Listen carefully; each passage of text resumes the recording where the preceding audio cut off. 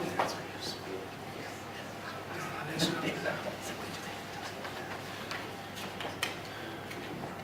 hello, my name is Halldór Jóhannsson. I'm based in Akureyri, as well as Tom, and I'm the director of the Arctic Portal.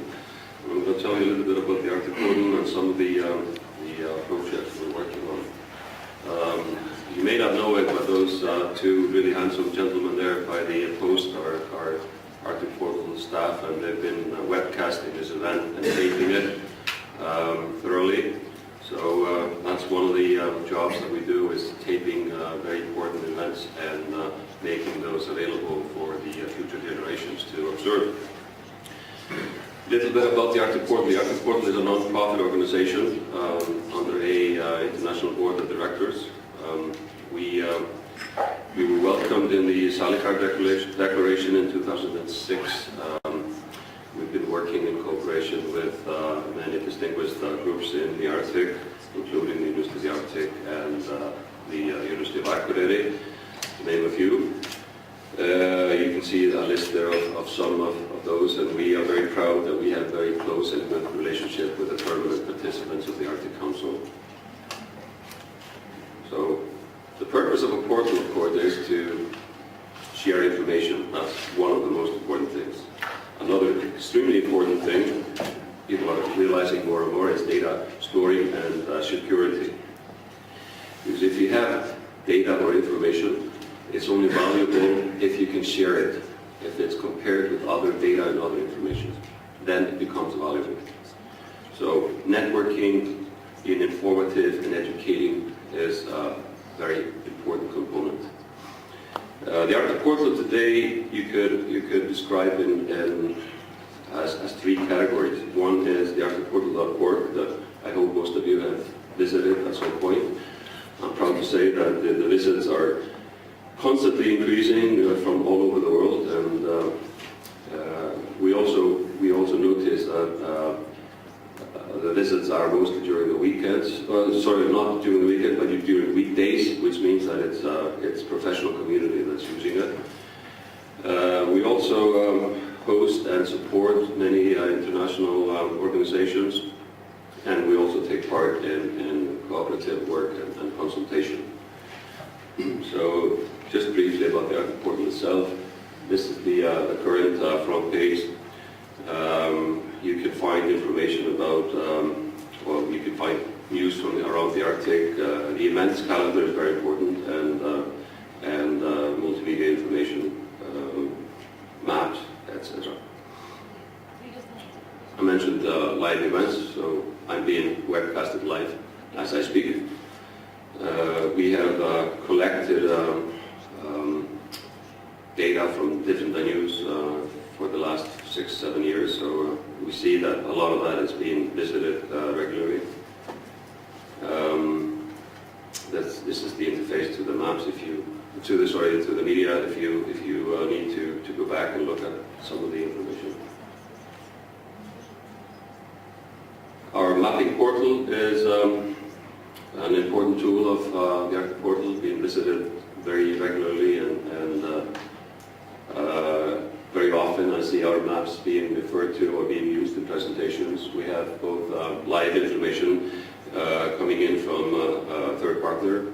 We have a good relationship, for example, with Great Arendal and NASA and many of the suppliers of data.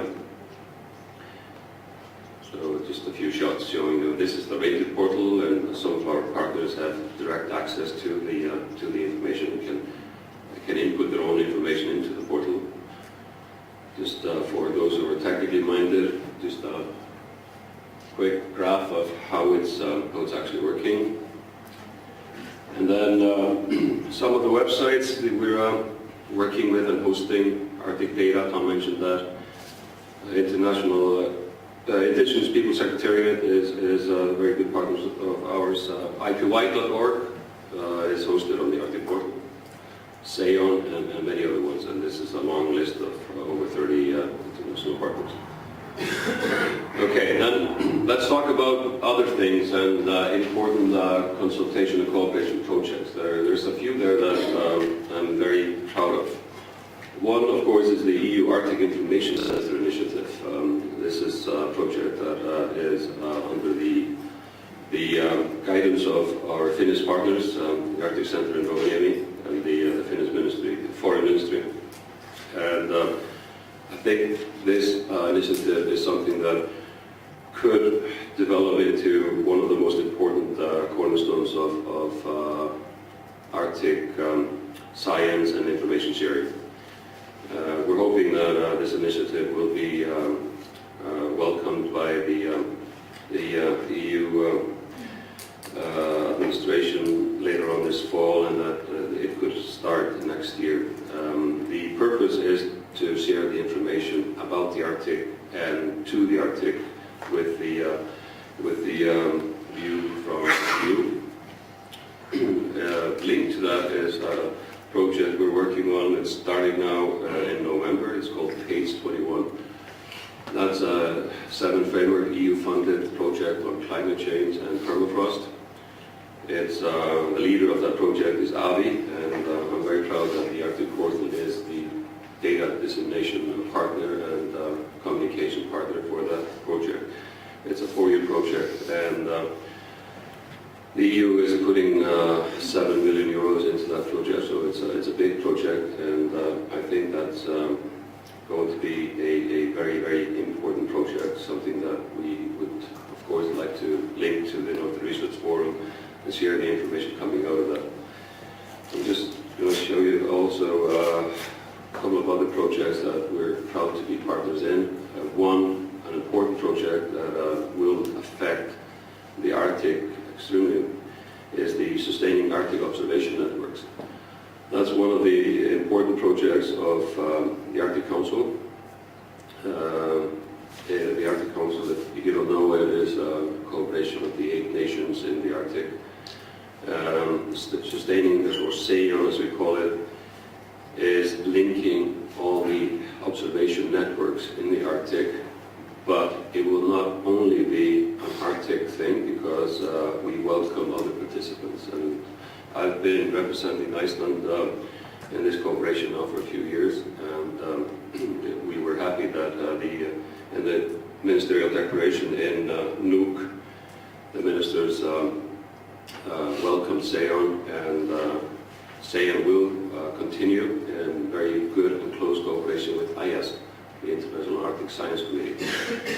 So I think this will be, no doubt, the most important follow-up of IPY. And if there will be an IPY, or International Decade, or International Polar Decade, IPD as they call it, then of course SEION will be, I think, a cornerstone in that. So this is hosted by the Arctic Portal, and the progress so far is that there's inventories available from all the 8 countries, and those are now available on the net.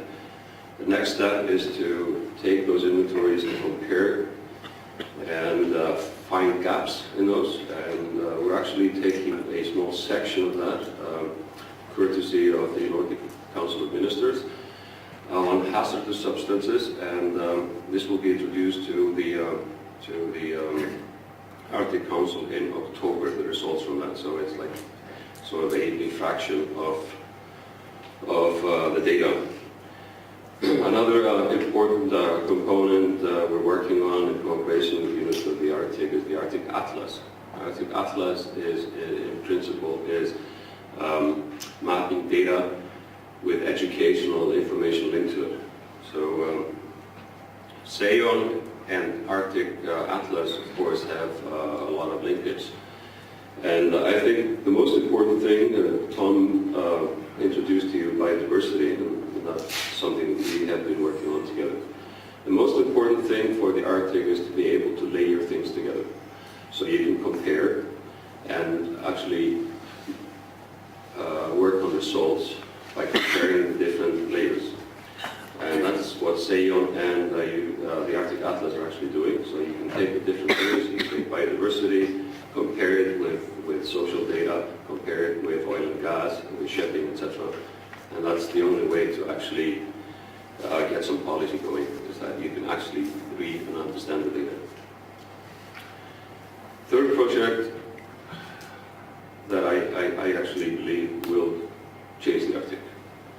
is the Arctic Virtual Learning Tool. Because education is the name of the game. Education and constant education. So virtual learning, of course, is extremely important. And also being able to get the information while learning. So not necessarily because you're taking distance learning, but because you're studying something that you get access to the data while studying. So we have the virtual learning tool, which is two components. One, the distance learning tool, and also the learning aid, which is basically a website creating access to different information in a thematic approach. So if you're studying something about reindeer herding, you get peer-reviewed information about reindeer herding, etc., and so forth. And of course, you can study. And we had the first course this spring on climate change and reindeer herding, extremely successful. And the next steps will be decided in the probably next days, but I'm very optimistic and hopeful that this will continue in a sustainable way, and that the University of Arctic will be able to flourish as it should by the support of this tool. Before I quit, I will just tell you about 4 things that we also work on, different portlets. One is climate change, and of course the Page 21 project will be fostered through the Arctic Portal, the Climate Change Portal. Energy Portal, information about energy and what's going on in the Arctic. Shipping, that's one of my personal interests. I really believe in trans-Arctic shipping and that it will happen quite soon. And you can go to arcticshipping.org or arcticshipping.is and find information about what's happening with the sea ice, etc. And just a graph finishing on that touch.